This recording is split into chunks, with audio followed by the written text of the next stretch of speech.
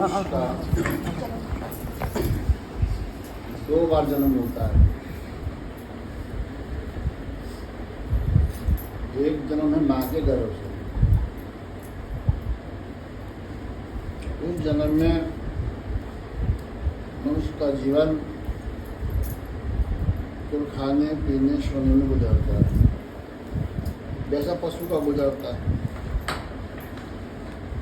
खाना पीना सोना, बच्चों से प्यार करना, धन कमाना, पशु भी यही करता है। चूहे भी अपने लिए बच्चों के लिए धान के बाल काट के रख लेते हैं, नहीं रखते? गाँव में देखते हैं। तो एक मनुष्य का जन्म है माँ के गर्भ से। दूसरा होता है उपनयन संस्कार। पुराने से सुना शब्द है। जब मनुष्य को ब्रह्म ज्ञान की प्राप्ति होती है, जब मनुष्य को ब्रह्म ज्ञान की प्राप्ति होती है, जब मनुष्य शक्ति से अवनित होता है।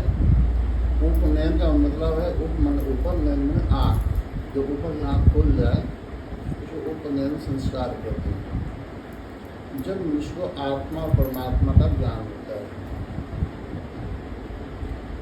आज माँ के जो गर्भ से जो जन्म होता है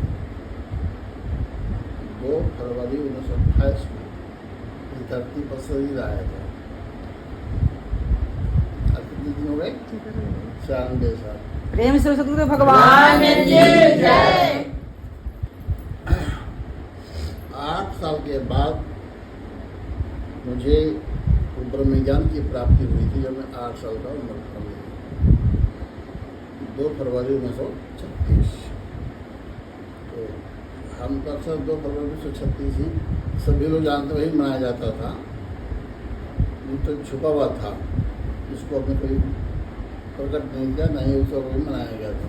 1 साल 2 साल में लोगों चालू कर दिया मनाना।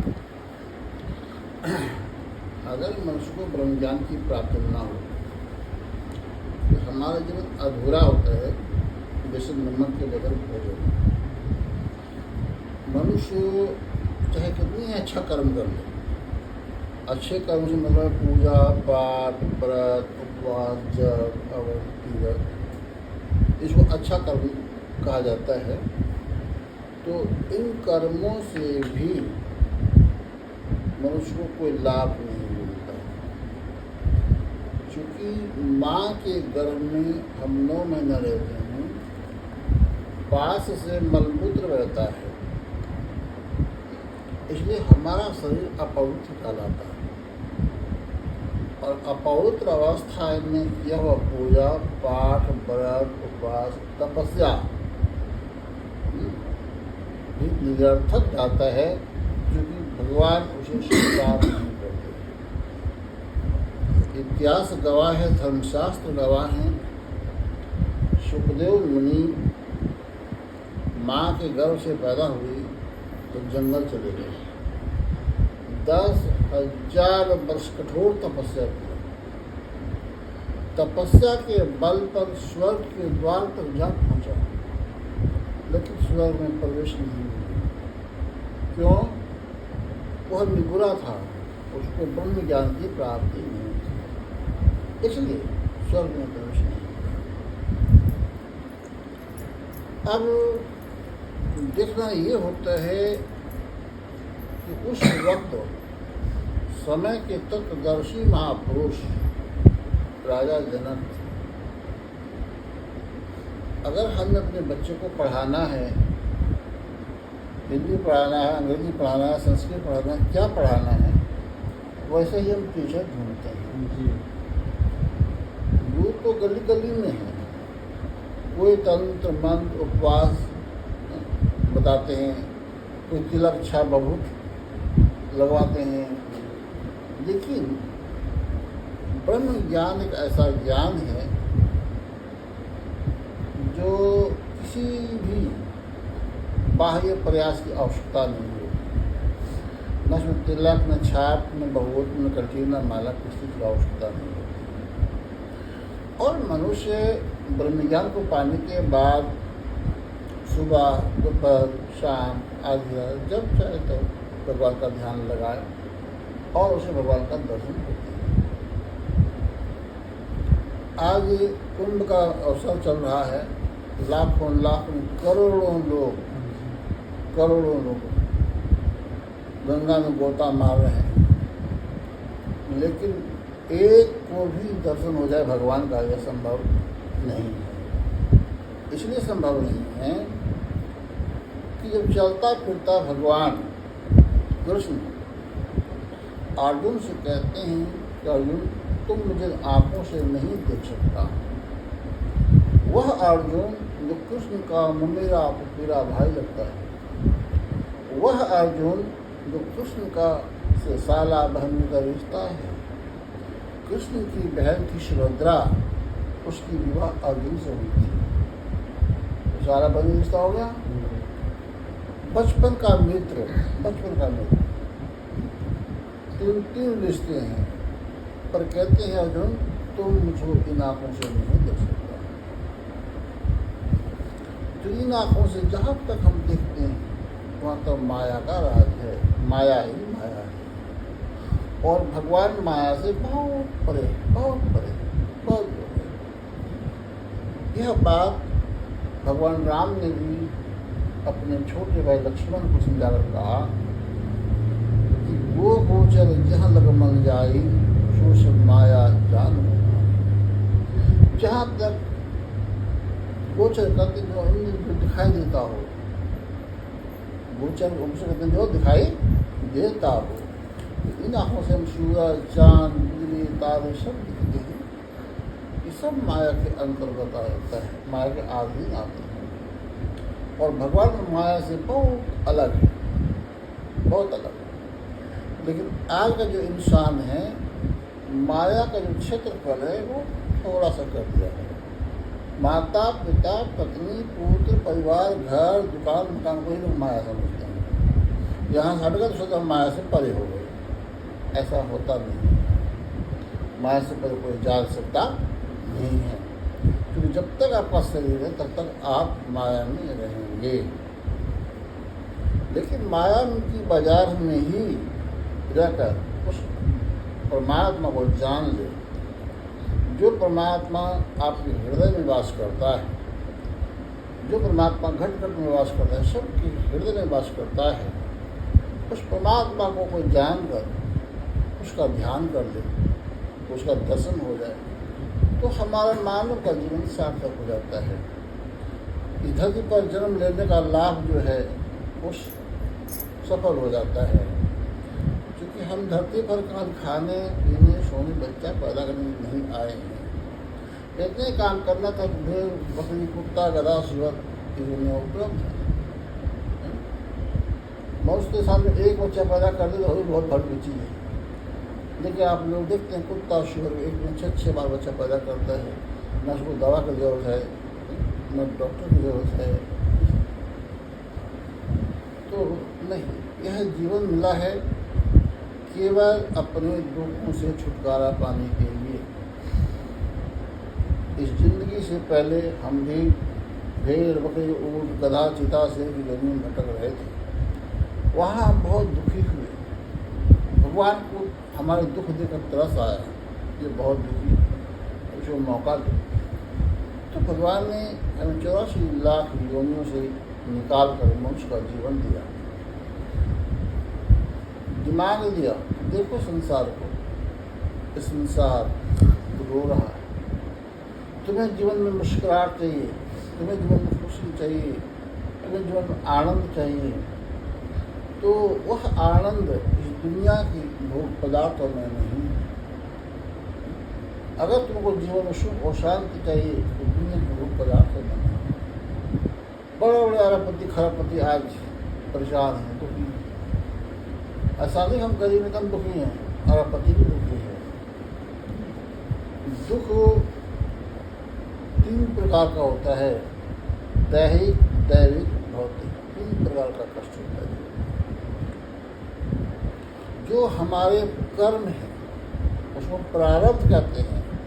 प्रारब्ध के कारण कि कोई शरीर रोग से पीड़ित है, शरीर के रोग से पीड़ित है, डॉक्टर बस की ताकत नहीं है उसको कोई दूर कर दे, तो उसको समझ में ही नहीं आएगा, उसको समझ में ही नहीं आएगा। हम जाएंगे, दवा तो देगा, पैसा भी लेगा, पर उसको समझ में कुछ है नहीं आएगा कि दर्द है, तकलीफ है, क्यों है, कारण क्या है, समझ में नहीं आएगा। दैहिक, दैविक, भौतिक 3 प्रकार के कष्ट हैं। ये तीनों प्रकार के कष्ट से मनुष्य घिरा है। कोई कहीं से, कोई किसी से, कोई किसी से घिरा रहता है। हम जिसको सुख के लिए इकट्ठा करते हैं, वही कल हमको दुख देने लगता है। जैसे पंखा हम सुख के लिए लगाया है, लेकिन मौसम अगर ठंड होने लगे तो पंखा दुख देगा। आप लोग समाज में रहते हैं, हम संतान पैदा करते हैं, काहे के लिए? बुढ़ापा के लिए। कई जवानी कट ही जाती है, काटना बुढ़ापा होता है, इसलिए हम संतान पैदा करते हैं, बुढ़ापे में संतान हमारी सेवा करे। लेकिन हमने भी देखा है, तुमने भी देखा होगा कि बुढ़ापे में लोग माँ बाप को त्याग देते हैं। कोई पूछता तक नहीं है कि उनको खाना मिला या नहीं मिला, दवा मिली या नहीं मिली। बुढ़ापे में एक बात के लिए तरस जाते हैं। एक महिला थी, महिला ने कोर्ट में मुकदमा कर दिया अपने बेटे के खिलाफ। जब बेटे के खिलाफ मुकदमा करी तो जज ने पूछा कि तुम बेटे के खिलाफ मुकदमा क्यों कर रही हो? तो वह कहती है बेटा मेरे पास नहीं आता है, हम कैसे जिएंगे? तो जज ने क्या सोचा कि इसको पैसे कौड़ी का भाव होता होगा, इसको मुकदमा क्या है, बेटा न आता है, न पैसा कौड़ी भेजता नहीं होगा। और वाकई नहीं भेजता था, वाकई नहीं भेजता था। जब बेटा आया तो जज ने पूछा कि भाई तुम्हारी माँ है? बोले हाँ जी माँ है। बोले तुम पैसे भेजते हो? बोले नहीं भेजता हूँ। बोले क्या है?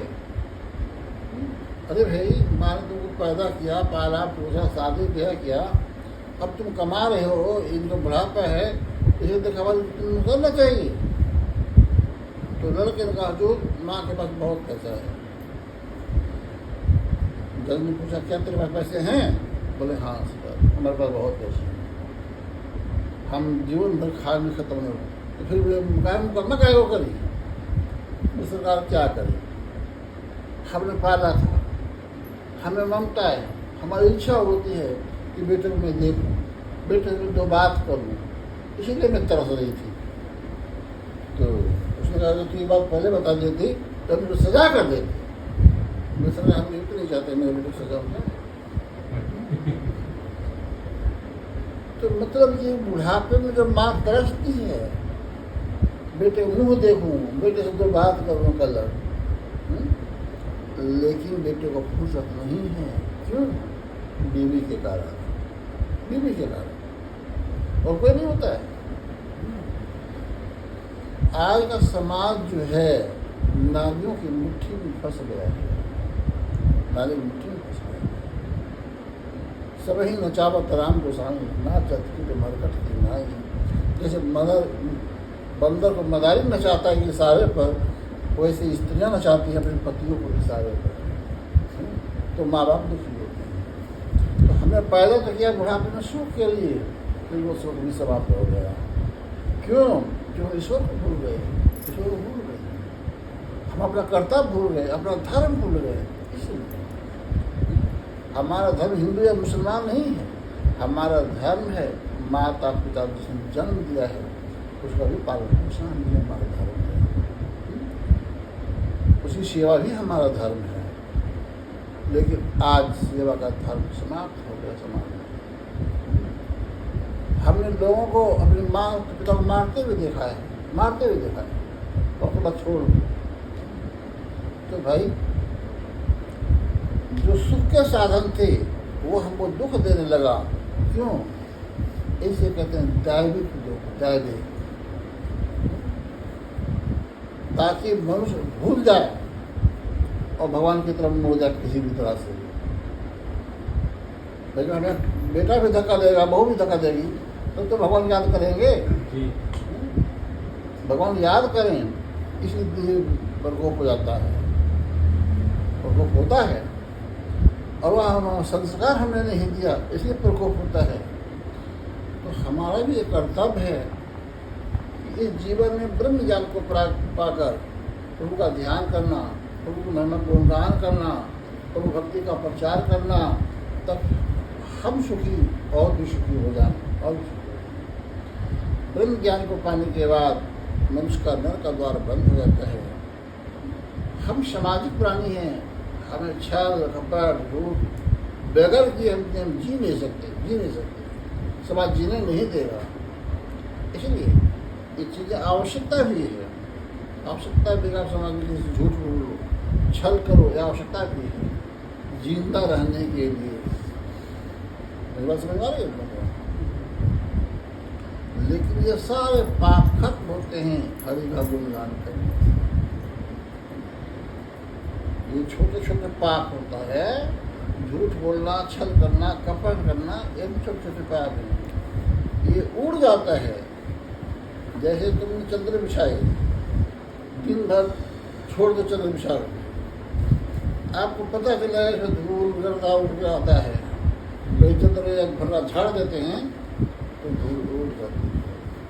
हम प्रभु का गीत गाते हैं, प्रभु का गुणगान करते हैं, प्रभु को जयकारा लगाते हैं, ये सब धूल उड़ता रहता है और हमारा जीवन साफ बना रहता है।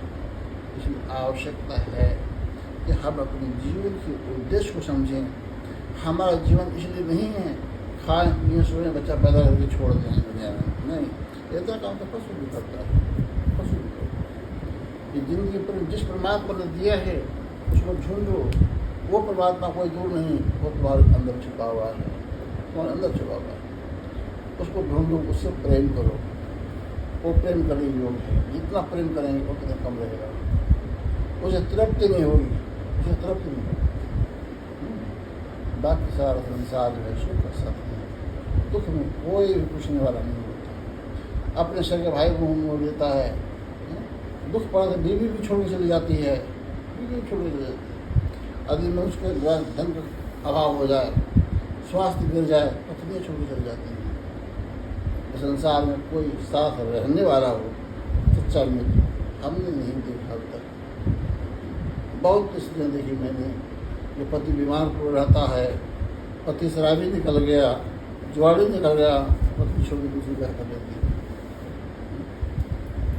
इसलिए जीवन का सच्चा साथी, सच्चा मित्र परमात्मा है, जो हर घड़ी हमारे साथ रहता है, हर मुसीबत में हमारा साथ देता है, हमें कष्ट सहने की क्षमता देता है। हम थके मंदे होते हैं, बैठने की हिम्मत नहीं होती है, खाना खा सो जाते हैं, रात भर परमात्मा हमारी सेवा करता है। हम सुबह जब उठते हैं ताजगी होती है शरीर में, थकान दूर रहता है, कौन सेवा करता है? ये सब परमात्मा करता है। इसको समझो, उसके उपकार को समझो, उसकी कृपा को समझो और जीवन प्रभु के हवाले करो, प्रभु हवाले करो। जीवन समाज के हवाले करने, बीवी बच्चे परिवार के हवाले करने के लिए ऐसा कोई सुखी नहीं हुआ, कोई सुखी नहीं हुआ। ऐसा आप सब रहेंगे, थोड़े शब्दों में अधिक समझो और जीवन को साथ में प्रेम से भगवान की जय।